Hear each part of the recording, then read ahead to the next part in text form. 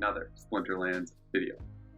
So it's been a bit since my last video. I guess not too surprising. I took some time off around the holidays to be with family, unwind a little bit. Really wanted to disconnect for a week, but I'm back. I'm a little under the weather, but we got videos to make, so we're gonna get right into it. We got some stuff to cover. It seems like it was relatively quiet over the past week, but still a little bit of news. We're gonna start with the announcement of Immortalis, the Earth Summoner, the Chaos Legion airdrop that we just hit today, but we're not expected to get the card until first week of January, just because members of the team are traveling. So, as we do with all of the reveals, we're going to talk about the Summoner, good stuff, bad stuff, and then we'll get into some specific cards that could benefit. But before I get into that, I am Hawks21 and I cover Splinterlands here on the channel. If you are new to the community, it would be awesome if you could take a second to subscribe to the channel. Alright, let's get into it. Immortalis. Here are the stats if you haven't seen it.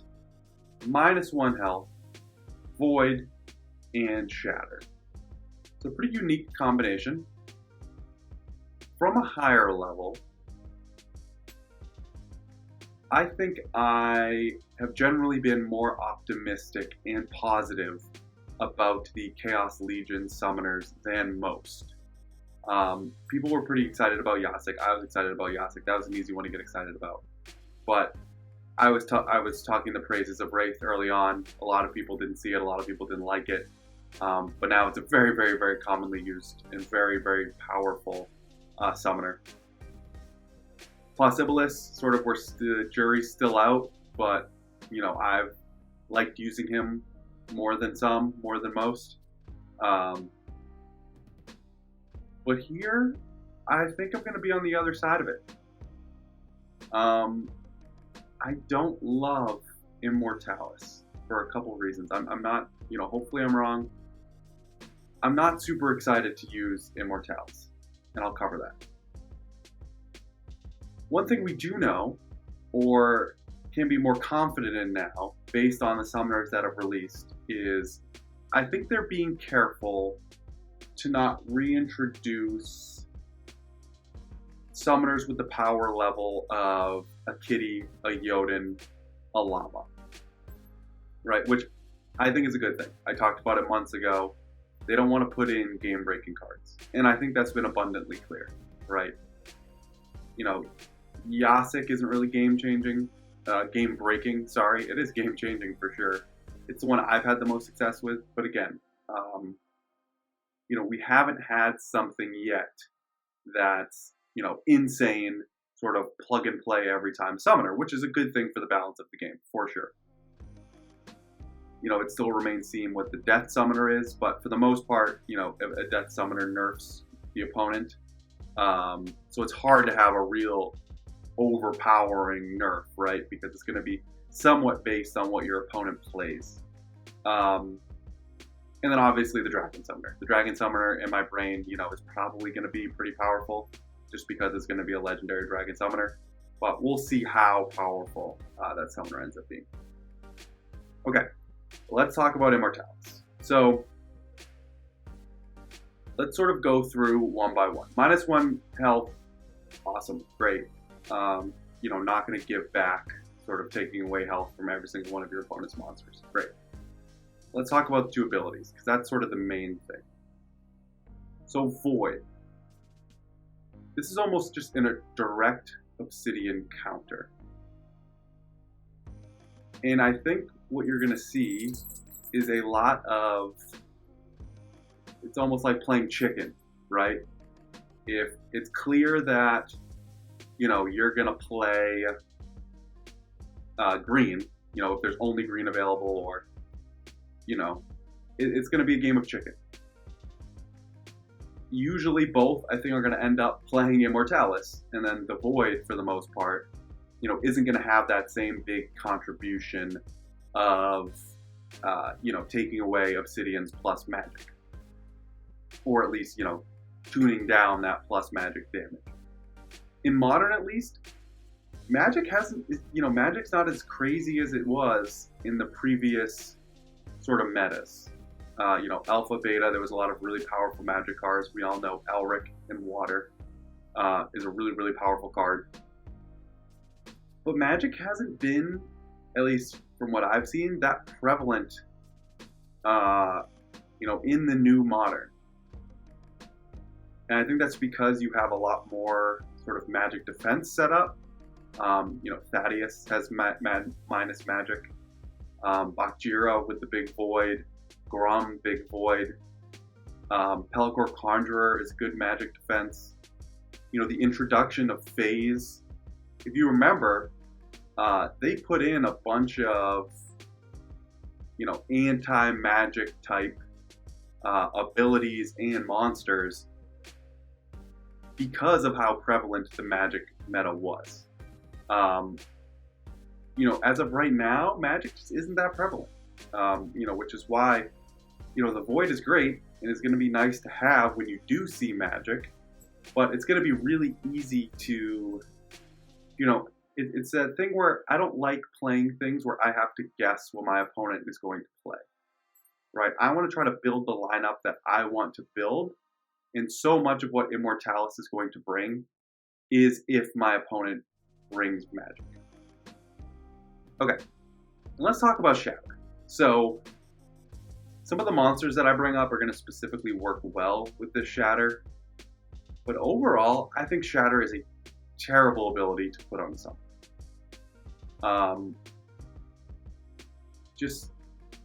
It's something that can be at times incredibly useful in very specific circumstances, but it's typically only useful, once a game.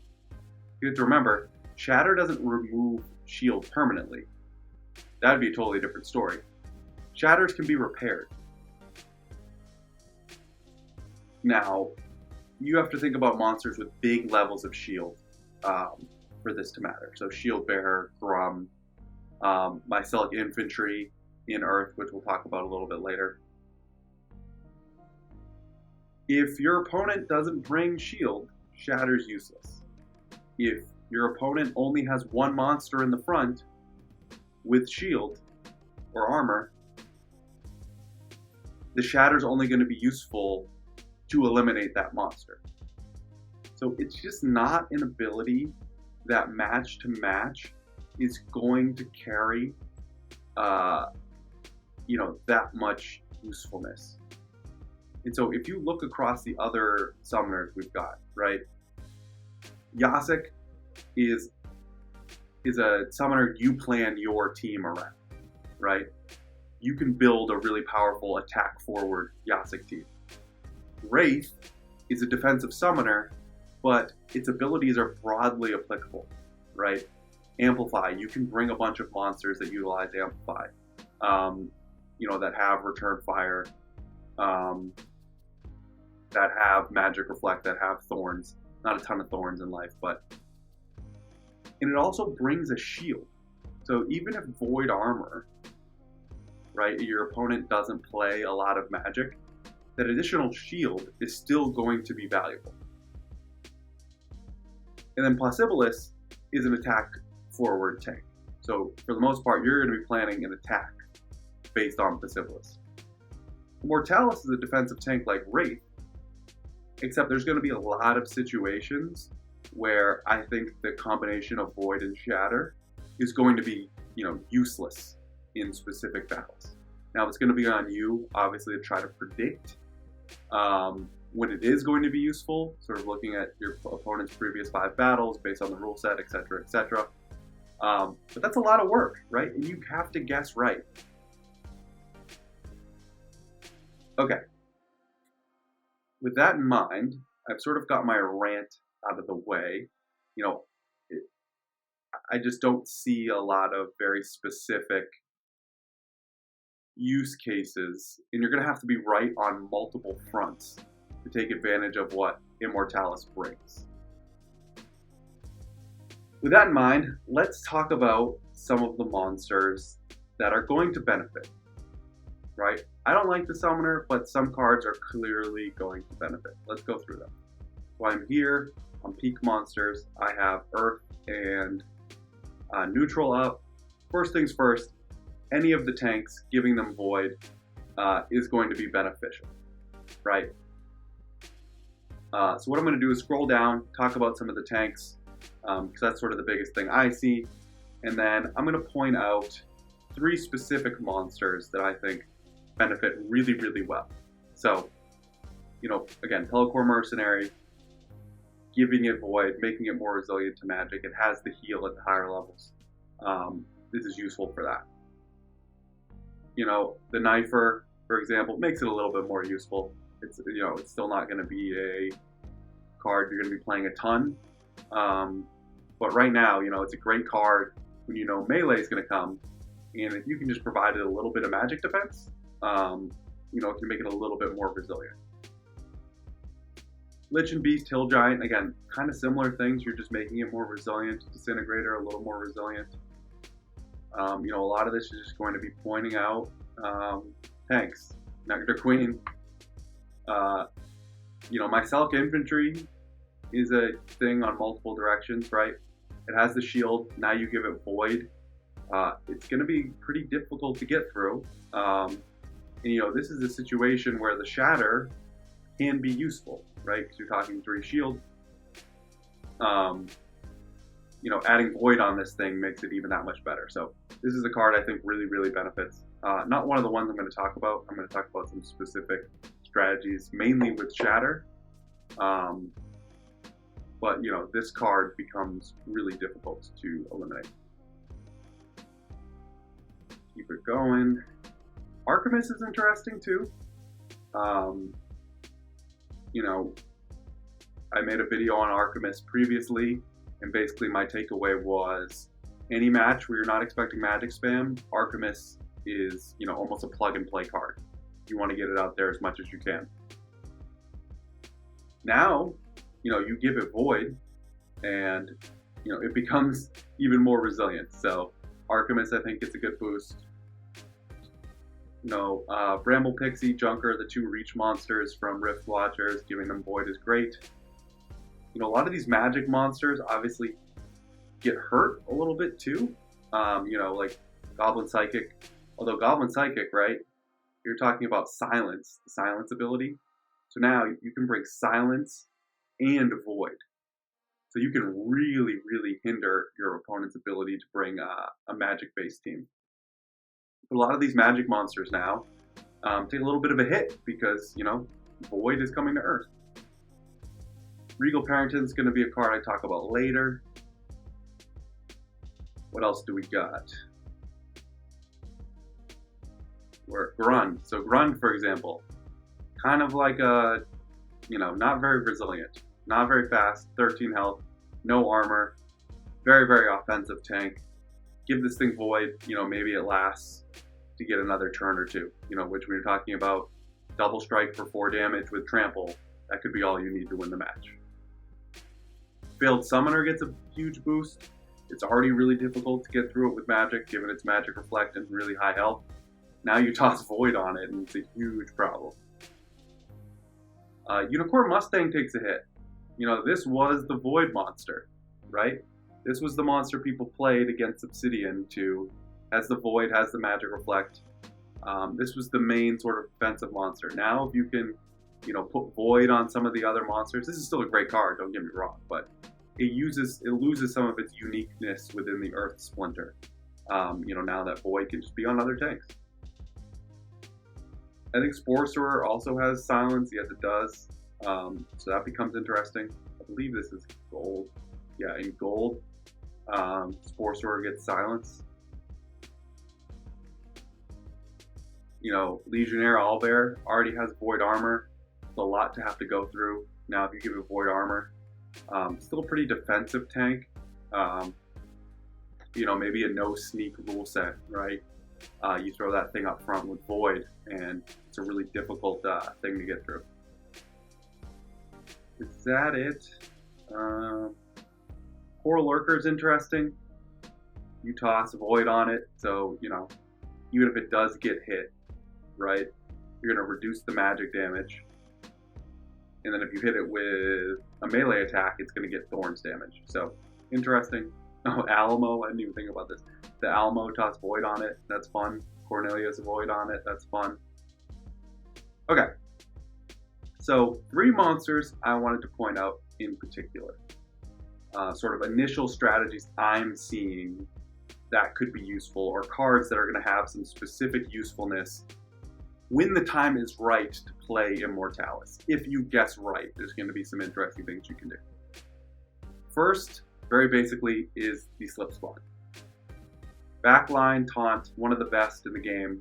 3 magic damage, brings the slow, has the force field. So it can be melted pretty quickly as long as attacks are under 5. Right? It only has 3 speed. Doesn't have any other defensive type things. So a lot of times if you look at, you get a situation with the Regal Parrington, which with Obsidian will hit for 4. Then you toss out the Goblin Psychic, right, which hits for 3. You know, and then there's also,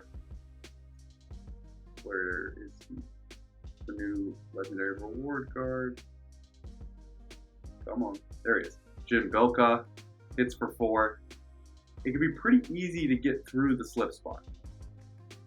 But now, you toss out Void on it, and it becomes even more resilient. So you bring out the Slip Spawn as you normally would, toss out the triages, and you know, magic damage is going to be cut in half. So you can do that strategy where Slip Spawn's in the back, and then you're using that to sort of unlock Grund up front.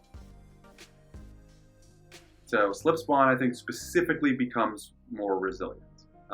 You know, much like the frontline tanks do, except, you know, some of the better strategies in Earth right now revolve Slip Spawn as a backline taunt, which makes it, you know, a somewhat more useful card than any of the tanks that I sort of quickly ran through, which is why I wanted to call it out. Okay, last 2 cards I'm going to mention specifically have to do with the shatter. Regal Parrington, number 1. Super, super fast. And that's what the key here is. You're talking at the highest level, 7 speed. It's 6 speed. I believe it's bronze. Yeah, all the way down in bronze. Regal Parrington's going to have 6 speed. So, for the most part, this is going to be the card that attacks first. And in Magic, when there's a tie, Magic goes before all other attacks. So it goes Magic, then Archery, then Melee. So Magic is key. And you can get some synergies here when you use Shatter as well. So if you have a tank up front, your opponent has a tank up front that has a bunch of armor. You know, I'm sure you've had situations where the Parrington goes, right? Let's take the actual Slip Spawn. No, the Slip Spawn. The infantry. Where is it? I'm getting out of practice scrolling because I took a week off. Okay, so the Parrington hits for 3 right away. Normally, it goes down to 7 health, right? It still has the 3 damage. Let's say your Grund goes next. With the shield ability, Grund's going to hit the armor for 2, hit the armor for 2, still at 7 health. That shield sort of, you know, the armor, the 3 armor ate up the Grund's attacks. But now, Parrington has the shatter. Parrington goes, hits for the 7, so its health is down to 7, also shatters the armor. So now, Grund goes, hits for 2, down to 5, hits again, down to 3. So now it has 3 health instead of having 7 health, what makes it much easier to, you know, clean up with a, you know, the next attack, right? And I'm just using the infantry as an example, right? You get sort of the double play of Regal Parrington hitting, because it's magic, hitting under the armor straight to the health, plus then eliminating the armor. Plus it's going to go first. So it's going to go before the rest of your follow-up attacks, where hopefully you're able to finish off whatever that monster is, whatever their opponent's tank is, prior to any repairs to put that armor back. So I think Regal Parrington becomes a very, very useful and one of the stronger shatter options, both because of its speed and because of sort of the magic double damage you could potentially get. Okay, so very interesting monster, and obviously this strategy works for any big tank that has a bunch of armor, right? Part of the reason why I don't like shatter is because, if something has, 2 armor, that monster hits it with melee or archery, it's going to do damage to the armor, and oftentimes will render the shatter useless. So some unique circumstances where it can come into play is, in a Divine Shield rule set, or against Lorna Shine, who has the Divine Shield, or just any monster that has Divine Shield.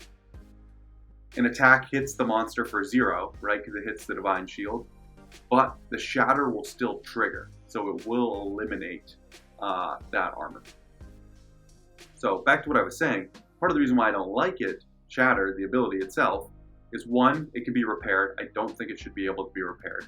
I think if you're shattering something, it should be gone forever. Not forever for that match.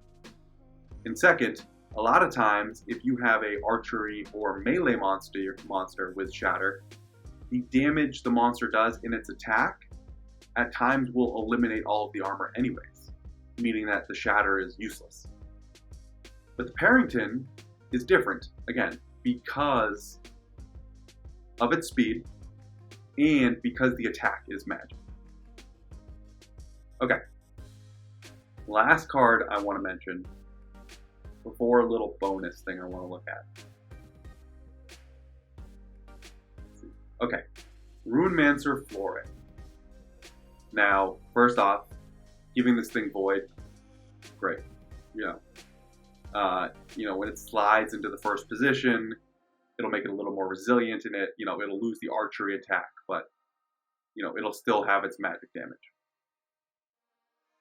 But the main reason here is the shatter, and this is a fantastic card to put with shatter. It's decently fast with 4 speed. It's not slow. It doesn't have the same speed as the Parrington, obviously.